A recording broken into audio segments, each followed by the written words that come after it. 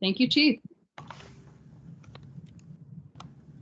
All right, thank you all very much. Thanks for taking the time and for taking a look really at this very important initiative that we've been working on for about 6 months now, coming out of a resolution that was passed by the Austin City Council back in July to look at the overall safety on 6th Street. What are the different things that we can do, not just obviously from a enforcement standpoint, but really more of a holistic kind of measure to see if there were things that we could do that would make things safer for everybody.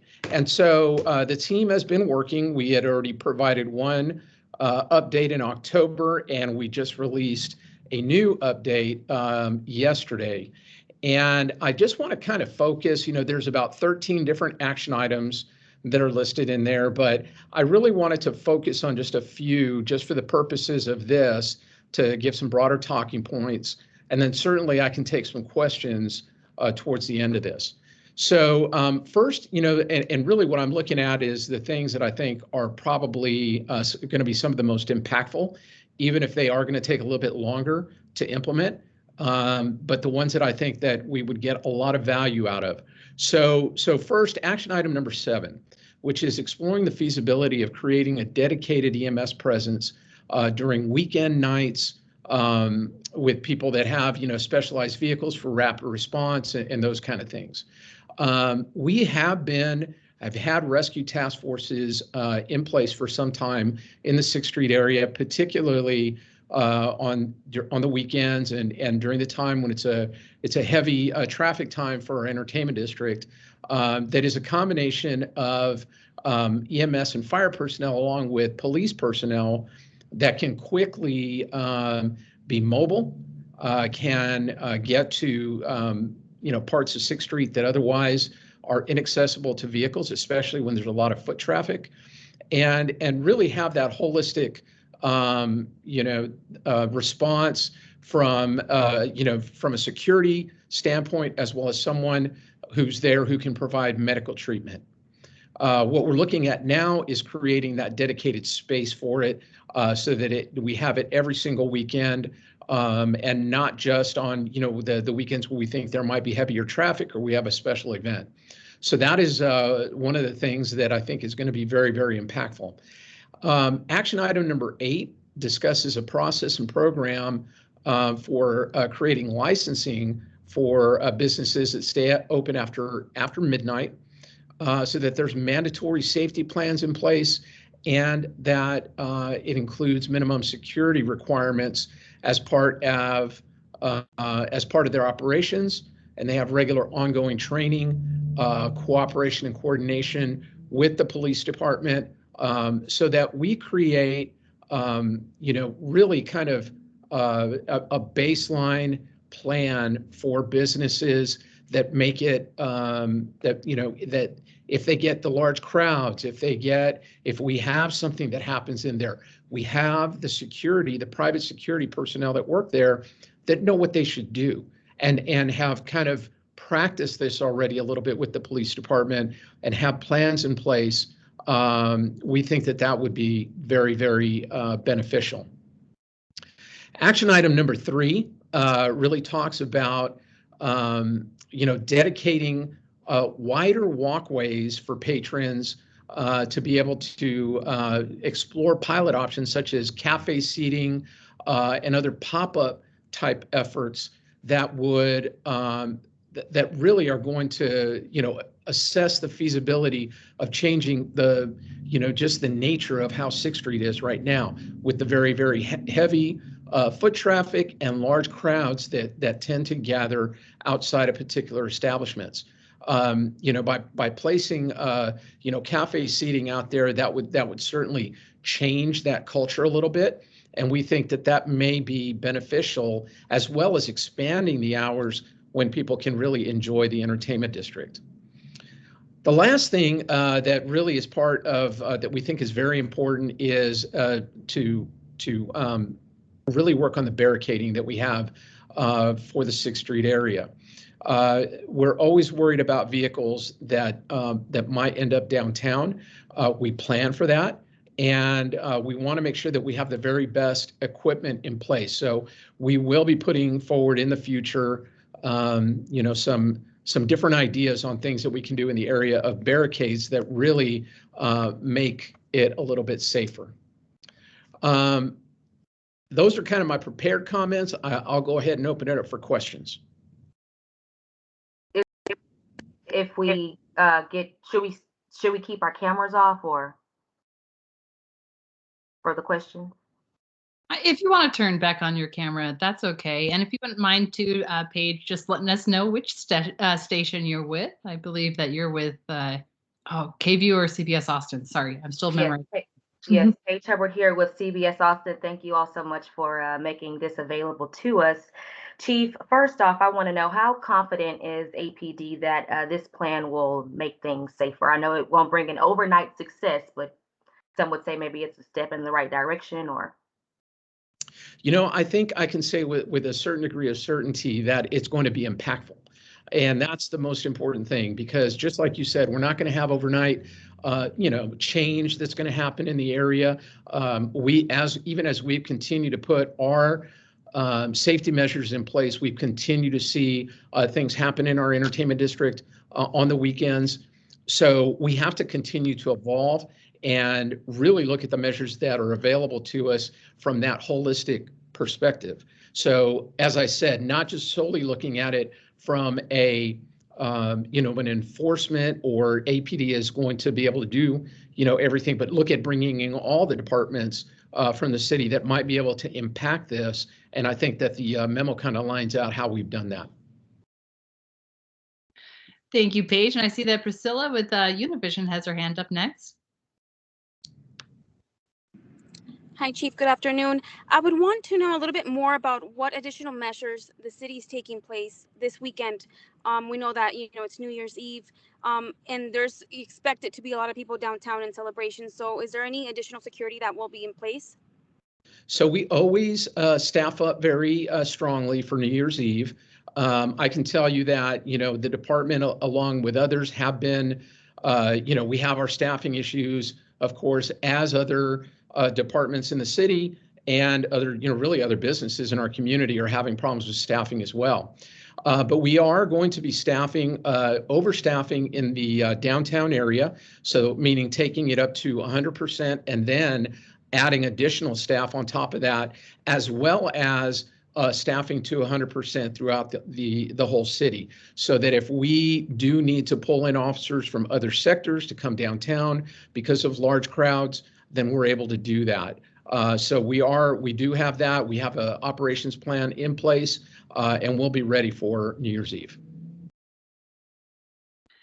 Thanks, Priscilla. And I see that Avery has their hand up next.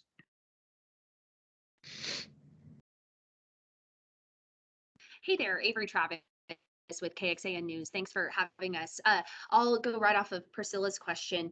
Considering the staffing challenges that so many are facing because of the Omicron variant, has the department changed their testing or quarantine procedures, particularly given the changes the CDC has released this week? What will that look like for the department? So we continue to follow CDC guidance, and our testing, we've had mandatory testing that happens on a weekly basis with all of our employees, sworn and civilian. And if an employee at any point becomes symptomatic, then they immediately test and can go into quarantine. The CDC did release new guidance, and so has shortened the quarantine period. We will be following that guidance. And we're also working directly under the Public Safety Wellness Center and their guidance to make sure that, you know, we need to make sure that we keep our department staffed and we have enough people out on the streets, but at the same time, we've got to keep our employees safe and the public that we're serving safe. All right, thank you, Avery. And I next see that Chad with the Austin Monitor has his hand up. Hi, Chief. Thanks. I have two real quick ones. The first one is, I guess, how realistic does it seem to you? There's been a lot of talk around the Safer 6th Street initiative around quote unquote changing the character of 6th Street, trying to get it away from being kind of a spring break every weekend kind of atmosphere. How realistic does that seem to you? And then related to that is, I guess, are you comfortable with the role that the police department is going to be relied on to try to make that happen? Seems like a pretty big ask. You know, Chad, I think it is a big ask, but you know, I think, you know, when we're talking about safety, I think that it's important for us to you know, for people to be able to rely on the police department, and so we're going to step up to the challenge. Certainly, I think that you know, certainly the character of 6th Street and kind of that atmosphere that you're talking about has been built out over many years, and it's going to take time. Going to have a change. It's going to take some time for that change to occur. But I am concerned about you know, just making sure that that people feel safe, that they are safe, and that they feel like they can go down to the 6th Street Entertainment District kind of at all hours and not be worried about their safety. And so that's going to take a lot of planning, resources, and just this type of initiative of putting together a holistic approach to how we can make the area really safe for people, and then kind of monitor and tweak as we go. Thank you. All right, thank you so much, Chad. And next is Connor. Hello, this is Connor Board with KView. I was wondering, reading through this, it seems like a lot of it has to do with business cooperation, with even the lighting you guys were asking maybe for them to put in alleyways, and then also the safety training. I guess, what has been the response from businesses that you've talked to, and why is it important that they also help? Yeah, that's a great point, Connor. And you know, the thing is that there is no way that the city is going to be able to do all of these things by themselves. We really need the cooperation from our business community and the downtown businesses. The good news is that we have a very strong alliance of businesses downtown that work with us all the time, and that are as interested in the safety as we are. You know, a lot of it is going to be resource driven. So if we're asking them to spend money to put in new lighting or to put in new seating or to do these different things, of course, they're going to be constrained right now by their own budgets. And we're working with them to see how we can implement these different things. But I think that there's definitely this air of cooperation from the vast majority of businesses in the downtown area who really want to see this work. And so we'll kind of be working through this over the next several months, and really probably longer than that. Thank you, Connor. And I have John with Fox 7 next. Hi, Chief. Thanks for doing this. We appreciate it. John from Fox 7. I had two quick things, really quick on the staffing issue for New Year's Eve and kind of the COVID issue together. Are there any concerns that COVID could put enough officers kind of out of the picture where that might hurt whatever contingency plan you guys have for staffing? Yeah, you know, I'd be foolish to say that I'm not worried about COVID. I'm worried about COVID. I really am. You know, we're seeing a surge right now because of the Omicron variant, which thankfully we don't have any officers that are hospitalized, but I am seeing an uptick in the number of positive cases, the number of infections. And, you know, we've got to put those contingencies in place and be ready. And so as the command staff is having those discussions now to make sure that we're ready for New Year's Eve.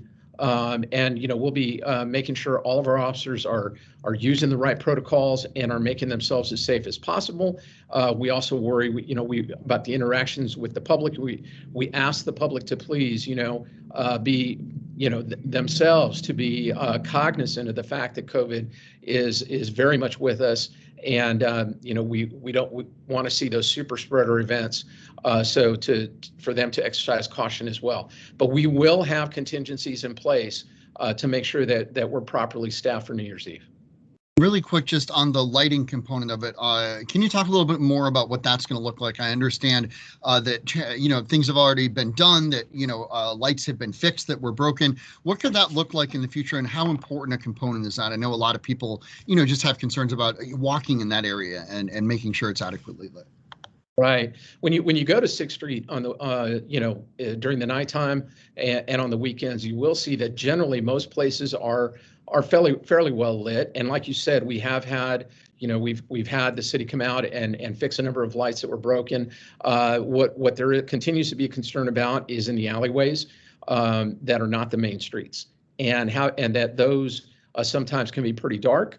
And that people use them quite a bit. So that's where we're going to be looking for alternative ways to increase the lighting, because putting poles in there is not realistic. And really looking to our business community to help us out with that and increasing the safety in those areas. I think that largely they have a mind to do that. Thank you, Chief. Appreciate it. You bet. All right, and the hands I see still up have asked some questions before, so I want to wrap it up for the chief here pretty quickly. Is there anyone who hasn't asked a question yet who would like to ask one?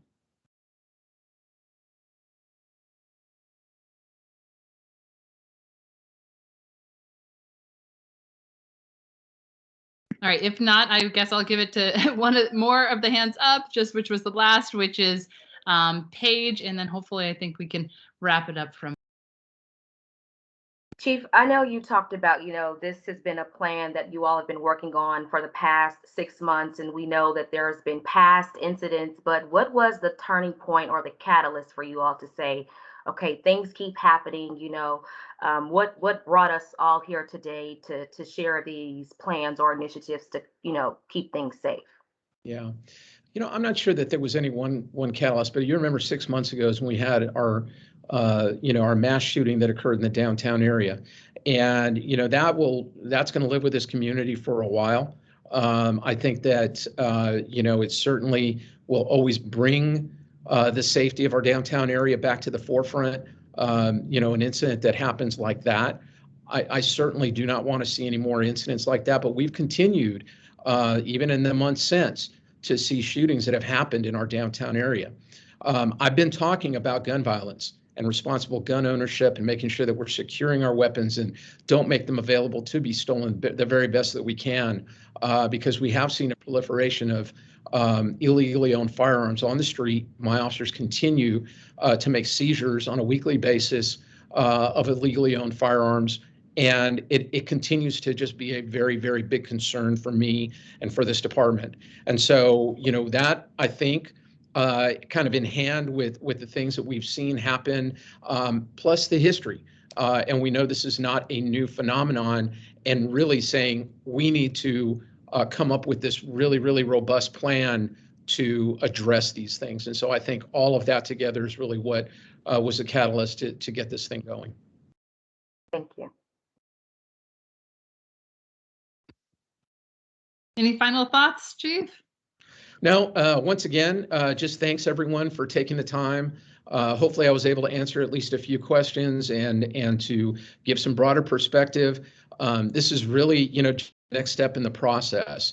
And we have a lot of work to do to continue to make our entertainment district safe. But it certainly is my mission and the mission of the Austin Police Department to do that. We want our community to be and feel safe. And we're going to keep on working on it. So again, thank you. Y'all have a wonderful day.